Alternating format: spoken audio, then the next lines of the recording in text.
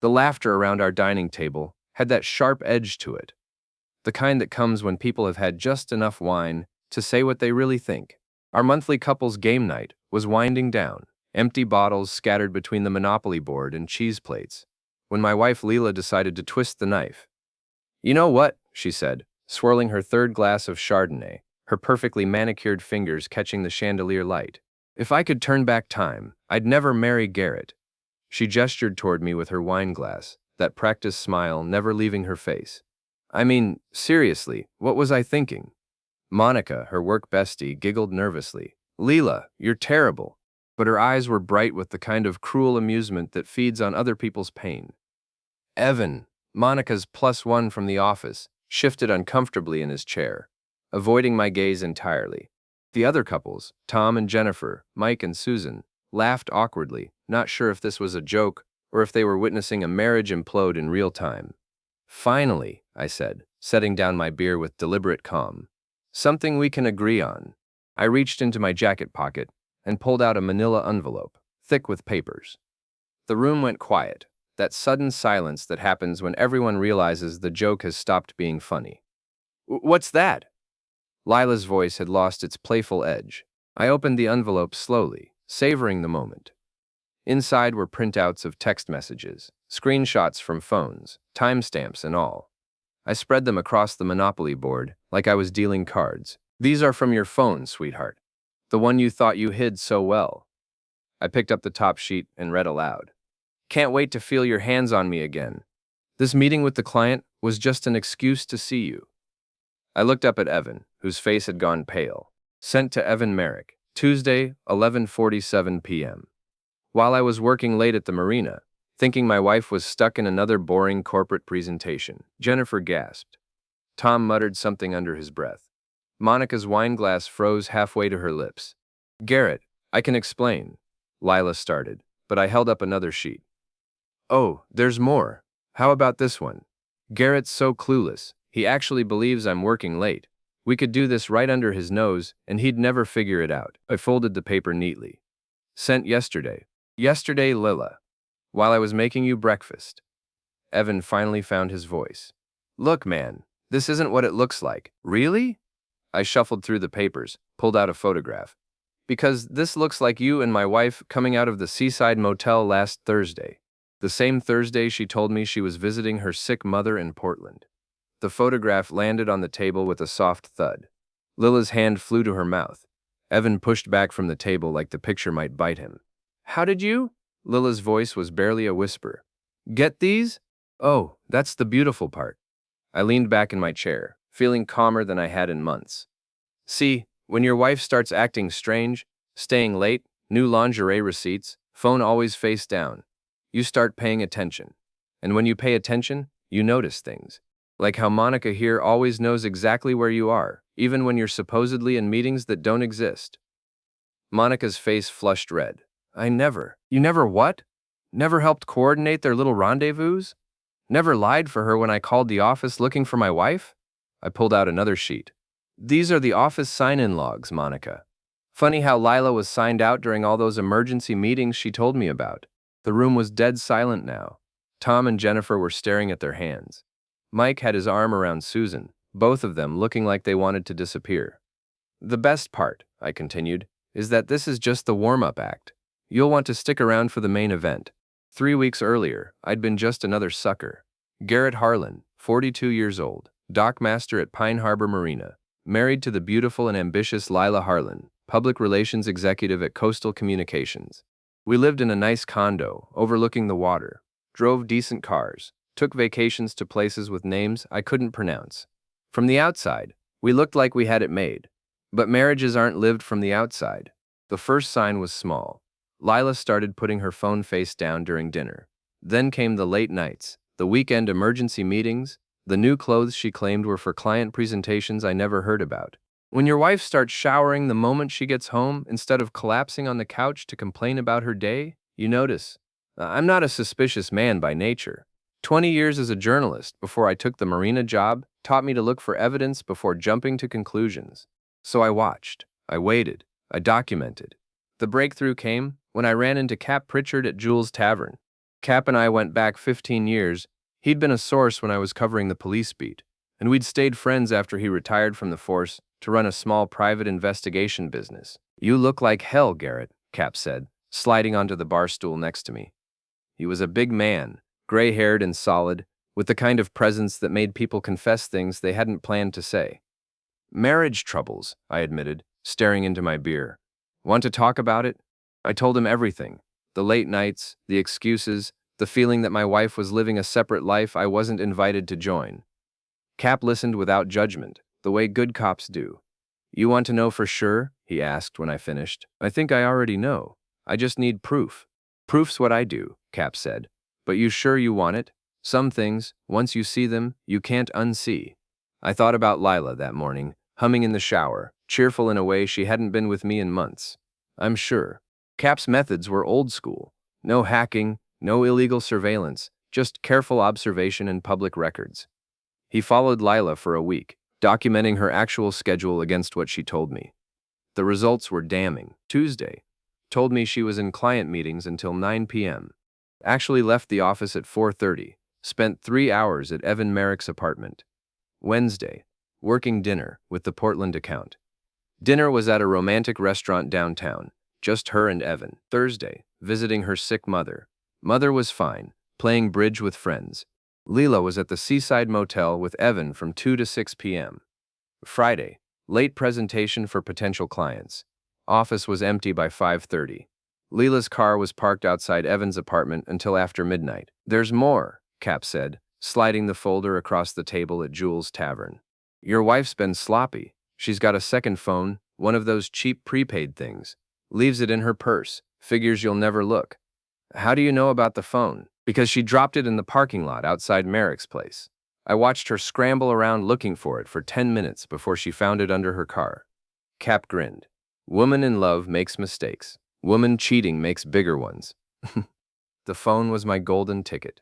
Leela thought she was being clever, but she'd never learned the first rule of deception. The more lies you tell, the more chances you give people to catch you. I waited until she was in the shower, then checked her purse. The phone was there, tucked into a side pocket, and she hadn't bothered with a passcode. The messages were worse than I'd imagined. Not just the affair, though that was bad enough, but the contempt. The way she and Evan laughed about my boring job, my pathetic attempts at romance, my complete inability to see what was happening right in front of me. But the worst message was the most recent. We need to be more careful. If Garrett finds out before I'm ready, it could mess up everything. I need to get him fired first, then we can be together openly. Get me fired.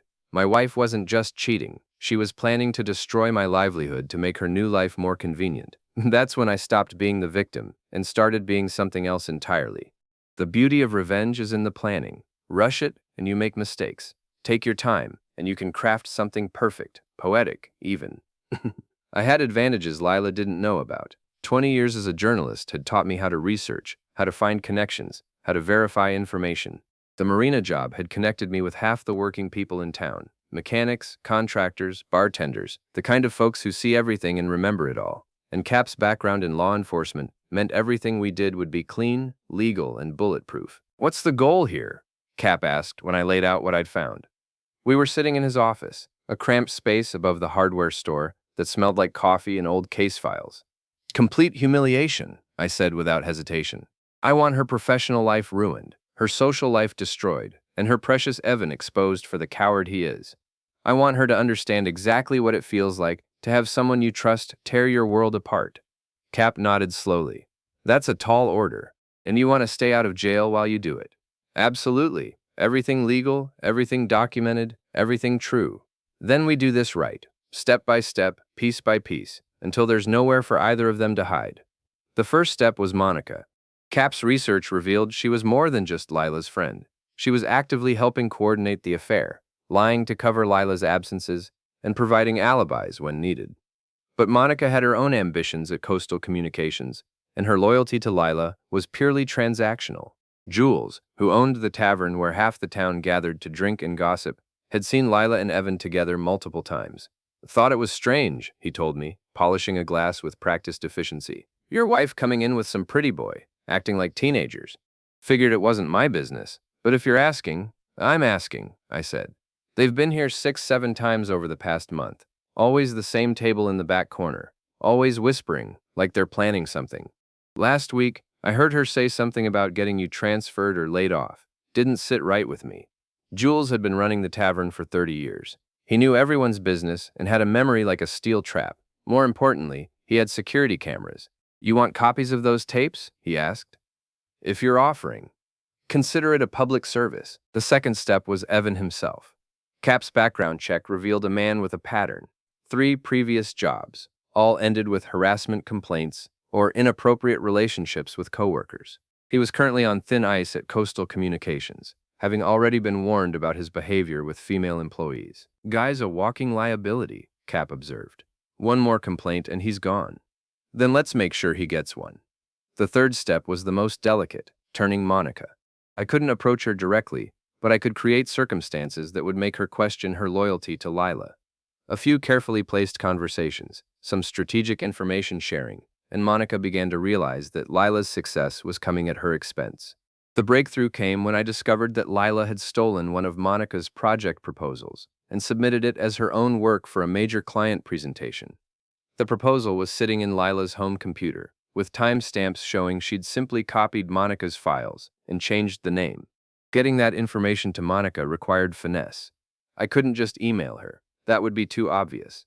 Instead, I had Cap arrange for Monica to accidentally see the files during a visit to our condo. Monica had come by to drop off some papers for Lila, and while she was waiting, Cap, posing as a computer repair technician, left Lila's laptop open to the right folder. Monica's expression when she saw her stolen work was worth everything.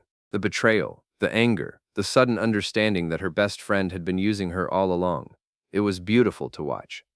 "That's my presentation," she whispered. "Is it?" Cap asked innocently. "Says here it's Lila's work." "No, I wrote that, every word. She said she was just going to look it over, give me feedback." Monica's voice was getting stronger, angrier. She submitted my work as her own. From that moment, Monica was ours. The final piece was the most satisfying, ensuring that Lila and Evan's little game would blow up in the most public, humiliating way possible. The town's annual Founders' Day Carnival was coming up, a weekend-long celebration that drew everyone from Pine Harbor and the surrounding communities. It would be the perfect stage for the final act. But first, I had to survive game night and the confrontation I'd been planning for weeks. The morning after game night, I woke up alone. Lila had spent the night at Monica's, or so she claimed in the text message she'd sent at 2 a.m. The truth was, I didn't care where she'd gone. The game had started, and I was 3 moves ahead. My phone rang while I was making coffee. Cap's voice was cheerful, almost singing. "You should see the local Facebook groups this morning," he said. "Half the town's talking about what happened at your dinner party." Jennifer posted something cryptic about shocking revelations and feeling sorry for friends going through difficult times. The speculation is running wild. Good, let them talk. Oh, it gets better. Monica called me an hour ago, wants to meet, says she has information about Lila that might interest us. I smiled into my coffee cup. The rats are abandoning the ship. Looks like it. You ready for Phase 2? More than ready. Phase 2 began at Coastal Communications. I'd never visited Lila's workplace. She'd always claimed it would be unprofessional to have family dropping by. Now I understood why. The office was a glass and steel monument to corporate ambition, all clean lines and expensive furniture designed to intimidate clients and employees alike. The receptionist, a young woman with nervous eyes and an overly bright smile, tried to stop me. "I'm sorry, Mr. Harlan, but Lila's in a very important meeting. She specifically said no interruptions." "That's fine," I said, pulling out a manila envelope. "I just need to return something she left at home. Very important client information. She'll want to see it right away." The magic words, client information, got me past the front desk and down the hall to where Lila was presenting to a room full of executives. Through the glass conference room walls, I could see her in her element, confident and polished, gesturing at charts and graphs while a dozen suits nodded along. I knocked on the door and walked in without waiting for permission. "Sorry to interrupt," I said, my voice carrying across the suddenly quiet room. "But you forgot this at home, honey."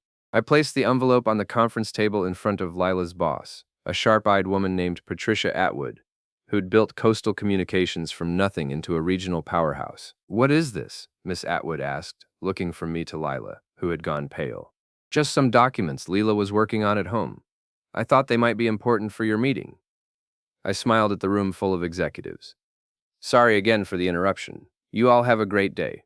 I was out of the building before anyone could stop me, leaving behind an envelope full of evidence that would destroy Leela's career and expose Evan as the liability he'd always been. The documents included Monica's stolen presentation, with timestamps proving the theft, printouts of Lila and Evan's text messages discussing company business in unprofessional ways, and a detailed timeline of Lila's absences from work during supposed client meetings. Cap was waiting in the parking lot, grinning like a kid on Christmas morning. How'd it go? He asked. Like clockwork. By this afternoon, Lila's going to be in more trouble than she can handle. And Evan? Oh, Evan's day is just getting started. We drove to the marina, where I had work to do and a reputation to maintain. Whatever else happened, I wasn't going to let Lila's schemes cost me my job. The marina was my domain. I'd built relationships here over 5 years, earned respect through hard work and fair dealing. The boats, the docks, the rhythm of tides and weather. This was real in a way Lila's corporate world could never be. Around noon, my phone started ringing. First Lila, then Monica, then numbers I didn't recognize. I let them all go to voicemail. Whatever chaos was erupting at Coastal Communications, I didn't need to hear about it secondhand. The first callback I returned was to Jules. You hear anything interesting today? I asked. Oh, you mean about the big blow-up at that fancy office building? Word is some executives got fired. Security had to escort people out. Real dramatic stuff. Jules chuckled. Funny how these things happen. Hilarious. You still planning to cater the carnival this weekend? Wouldn't miss it. You coming by? I'll be there. Might be an interesting evening. The second call was to Cap. Status report, I said. Monica's singing like a canary. Turns out she's got months of evidence about Lila's fake meetings, expense account fraud, and inappropriate workplace relationships. She's already met with HR and the company lawyers. What about Evan? Suspended pending investigation. Apparently, he tried to throw Lila under the bus, claimed she seduced him, and he was just an innocent victim. Didn't go over well with the female executives. I bet it didn't. There's more. Lila's been calling everyone, trying to do damage control. She's claiming you hacked her phone, violated her privacy, all kinds of desperate stuff. Problem is, nobody believes her. Too many people saw too much evidence. I felt a satisfaction deeper than anything I'd experienced in years. Not joy exactly, but a sense of justice being served, of accounts being balanced. Where is she now? Last I heard, she was trying to get into your condo. Apparently, the locks have been changed. They had indeed. While Lila was dealing with the collapse of her professional life, I'd been busy protecting what was mine. New locks, new security codes, and a restraining order filed that morning based on her threats to destroy me that I'd found in her text messages. She can't just lock me out of my own home. Lila's voice was shrill when she finally reached me that evening. I live there too. Actually, you don't, I said calmly. Check your lease agreement. The condo's in my name, has been since we bought it. You're a resident, not an owner, and residents can be evicted for cause. What cause? Adultery, theft, conspiracy to commit fraud. Take your pick. My lawyer has all the documentation. The silence on the other end was profound. Garrett, please, we can work this out. It was a mistake, a stupid mistake. I never meant for it to go this far. Sure you did. You meant for it to go exactly this far. You just thought you'd be the one controlling how it ended. What do you want? Money? I'll quit my job. We'll move away. Start over somewhere else. What I want, I said, is for you to understand exactly what you've done. And lucky for me, the whole town's going to get to watch you figure it out. I hung up before she could respond. Tomorrow was Friday, the start of the Founders' Day Carnival weekend. By Sunday night, everyone in Pine Harbor would know the whole story, and Lila's humiliation would be complete. But first, I had one more surprise to arrange. Friday evening brought the kind of crisp October weather that makes coastal Maine feel like the center of the universe. The Founders' Day Carnival sprawled across the town common, all flashing lights and carnival music, the smell of fried dough and caramel apples mixing with the salt air from the harbor. I walked through the crowds slowly, taking in the scene. Families with kids, teenagers trying to impress each other, older couples holding hands and remembering when they were young. This was my town. These were my people, and they deserved to know what kind of person had been living among them. Jules had set up his food truck near the main stage, serving his famous fish and chips to a steady stream of customers. He spotted me in the crowd and waved me over. "Big night tonight," he said, handing me a beer. "You ready for this?" "Been ready for weeks. Your wife's here somewhere. Saw her about an hour ago, looking like she'd rather be anywhere else." "That boyfriend of hers is with her." "Ex-boyfriend," I corrected, "and soon to be ex-wife." The confrontation came sooner than I'd expected. I was watching a group of kids on the carousel when I felt a hand grab my shoulder and spin me around. Evan Merrick stood there, his face flushed with anger and embarrassment, his usually perfect hair disheveled. "You son of a," he started, then caught himself as he noticed the families nearby. "You ruined my life." "I didn't ruin anything," I said calmly. "I just showed people who you really are. Don't blame me if they didn't like what they saw. You had no right to interfere in our relationship." "Your relationship? You mean the one you were having with my wife, behind my back? In my bed?" My voice was getting louder, and people were starting to turn and stare. "Perfect. It wasn't like that. It was exactly like that. You're a coward and a cheat, and now everyone knows it." Evan's face went red. He stepped closer, trying to intimidate me with his height and his expensive gym membership. What he didn't know was that 5 years of dock work had given me muscles he'd never develop in his climate-controlled fitness center. "You want to do this here?" I asked, loud enough for the growing crowd to hear. "In front of all these families? Show everyone what kind of man goes after another guy's wife?" That's when Leela appeared, pushing through the crowd with desperation written all over her face. She looked terrible. Her makeup was smudged, her clothes wrinkled, her usual polish completely gone. "Garrett, please," she said, reaching for my arm. "Can we talk privately? This doesn't have to be a public spectacle." I pulled away from her touch. "Everything you did was a public spectacle. You just thought I'd never find out about it. I made a mistake. You made a choice, multiple choices, for months. You chose to lie to me, cheat on me, steal from your coworkers, and plan to destroy my career. Those weren't mistakes, Leela. That was who you decided to be." The crowd was growing larger, phones coming out to record the drama. In the age of social media, this would be all over town before the night was over. Monica appeared at the edge of the crowd, her face a mixture of guilt and vindication. Our eyes met, and she nodded slightly. The final piece was in place. "You want to know what your wife really thinks of all of you?" I called out to the crowd, pulling out my phone. "She recorded herself talking about this town, these people, everyone she's been lying to for years. That was a bluff. I had no such recording." But Leela didn't know that, and her panicked expression told the crowd everything they needed to know. "That's not, I never," she stammered. "You never what? Never called the people of Pine Harbor small-town losers who'll believe anything?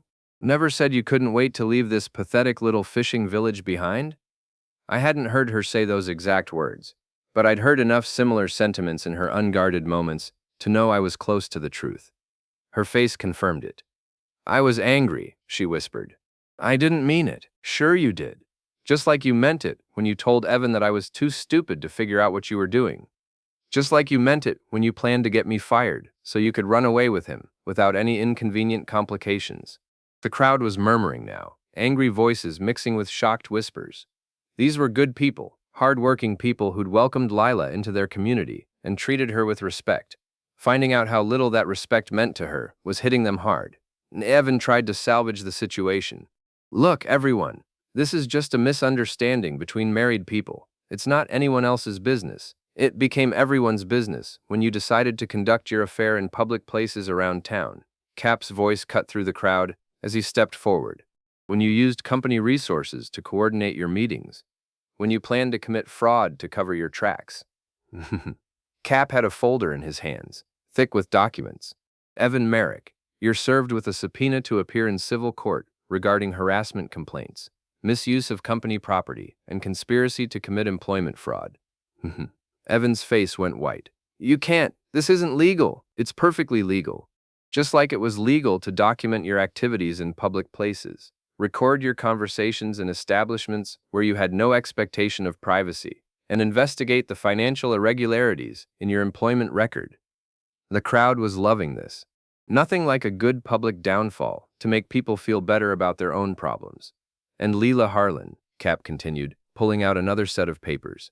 You're served with divorce papers, eviction notice, and a civil suit for theft of marital property and conspiracy to commit fraud. Lila took the papers with shaking hands. You can't do this to me. I'm not doing anything to you, I said. I'm just making sure everyone knows what you did to yourself. That's when Monica stepped forward, her phone in her hand. Actually, she said, her voice carrying across the suddenly quiet crowd. There is a recording. Monica held up her phone, and every person in that crowd leaned forward to listen. The recording was crystal clear, Lila's voice, unmistakable, and full of contempt. These people are so pathetic, Evan. They actually think I care about their little town, their boring lives, their stupid problems. I smile and nod and pretend to be interested, but honestly, I can't wait to get out of here. Evan's voice responded. What about Garrett? What about him? He's the worst of all of them. Thinks his little marina job makes him important. Thinks I'm lucky to be married to him. He has no idea that I'm planning something better. Once we get him fired and out of the way, we can go anywhere. Start fresh somewhere that actually matters. The crowd's murmur turned ugly. These were people who'd invited Lila to their homes, included her in their community events, treated her like family. Hearing how little that meant to her was like a physical blow. But Monica wasn't finished. There's more, she said, scrolling through her phone. This one's from last week. Lila's voice again. Monica's so useful, but she's not smart enough to realize I've been taking credit for her work. As long as I keep her thinking we're friends, she'll keep doing my job for me. And if anyone ever figures it out, I'll just throw her under the bus and claim she was trying to sabotage me. Monica's face was stone cold as she looked at Lila. 3 years of friendship, 3 years of covering for you, lying for you, doing your work while you took the credit. And this is what you really thought of me. Lila was crying now, mascara running down her cheeks. Monica, please, I was just venting. I didn't mean any of it. Yes, you did. Just like you meant this one. Monica played another recording. The best part is that nobody suspects anything. Garrett's too trusting, Monica's too naive, and Evan's too arrogant to think about consequences. I can manipulate all of them and get exactly what I want. The crowd was getting restless now, angry murmurs turning into open hostility. Someone in the back shouted, "Get out of our town." Others picked up the chant. Evan tried to distance himself from the disaster. I never said any of that stuff. This is all her. Actually, Monica interrupted, you said plenty. She scrolled to another recording. Evan's voice filled the air. These small-town idiots don't understand real ambition. Once we're in Boston or New York, we'll never have to deal with people like this again. Lila's husband, her friends, all of them. They're just stepping stones to something better. Evan's attempt to blend into the crowd failed as people turned to stare at him with disgust. And here's my personal favorite, Monica continued. From yesterday, after they both got fired. Lila's voice. This is all Garrett's fault. If he'd just stayed ignorant like he was supposed to, none of this would have happened. We need to make him pay for ruining our plans. The crowd was getting louder, angrier. Jules stepped up beside me, his massive frame imposing in the carnival lights. I think, he said in a voice that carried across the common, it's time for you two to leave, permanently. Other voices joined in. Yeah, get out. We don't want you here. Take your lies somewhere else. Lila looked around desperately, searching for a friendly face, someone who might take her side. She found nothing but anger and betrayal. This isn't fair, she said, her voice breaking. You're all overreacting. People say things they don't mean when they're upset. For months, I asked. You were upset for months. Every time you lied to me, cheated on me, stole from your friends, planned to destroy my career. That was all just being upset? I loved you, she whispered. No, I said, my voice carrying across the now silent crowd. You loved what I could do for you. You loved having someone to lie to, someone to fool, someone to blame when your schemes fell apart. But you never loved me. I looked around at the faces in the crowd. Friends, neighbors, people I'd worked with and lived beside for years. These people opened their hearts to you. They welcomed you, trusted you, treated you like family. And you repaid that trust by laughing at them behind their backs and planning to cheat them. If you could turn back time, I continued, you'd probably just be more careful about getting caught. You'd find better ways to hide your contempt, better ways to use people, better ways to cover your tracks. Because the problem isn't what you did, Lila. The problem is who you are. Lila and Evan were backing away now, the crowd's hostility making it clear they were no longer welcome. Security from the carnival was moving in, not to protect them, but to escort them out. This isn't over, Evan said, trying to salvage some dignity. You'll be hearing from our lawyers. Cap laughed out loud. Your lawyers? Son, you can't afford lawyers. You're both unemployed, unemployable, and about to be defendants in multiple civil suits. The only lawyers you'll be hearing from are the ones suing you. As security escorted them toward the parking lot, the crowd began to disperse, people talking excitedly about what they'd witnessed. The carnival resumed its cheerful chaos, but now with an undercurrent of satisfaction. Justice had been served, publicly and completely. Monica approached me as I stood watching Lila and Evan disappear into the night. Thank you, she said quietly, for showing me who she really was. Thank you for having the courage to speak up. That couldn't have been easy. It was easier than living with the lies. She looked toward the parking lot where Lila and Evan had vanished. What happens to them now? Now they get to find out what it's like to live without other people to use and manipulate. They get to discover who they really are when nobody's left to fool. Cap joined us, grinning broadly. Well, that went better than expected. Half the town got dinner and a show. It's finished then? I asked. Oh, it's finished. They'll leave town, probably tonight, definitely by tomorrow. Word will follow them wherever they go. Small towns talk to each other, especially about people like that. I looked around at the carnival, at my town, at my life. For the first time in months, I felt like I could breathe freely. If I could turn back time, I said to no one in particular, I'd pay more attention to who people really are instead of who they pretend to be. But I can't turn back time. None of us can. All we can do is make sure the truth comes out and justice gets served. Jules appeared with 3 beers and a satisfied smile. To justice served cold, he said, raising his bottle. To friends who have your back, Cap added. To truth, I said, and to small towns that don't let people get away with treating good folks badly. We drank to that as the carnival lights twinkled around us, and the sound of honest laughter filled the air. Somewhere in the distance, a car engine started and faded away, carrying 2 people toward an uncertain future they'd created for themselves. I didn't feel sorry for them, not even a little bit. The night was young, the beer was cold, and justice had been served exactly the way it should be, publicly, completely, and with the whole community watching. If Lila could turn back time, she might make different choices. But time only moves in one direction, and choices have consequences. Tonight, those consequences had finally caught up with her. Urayenda, October 8th, 2025, 11 hours, 38 minutes and 56 seconds.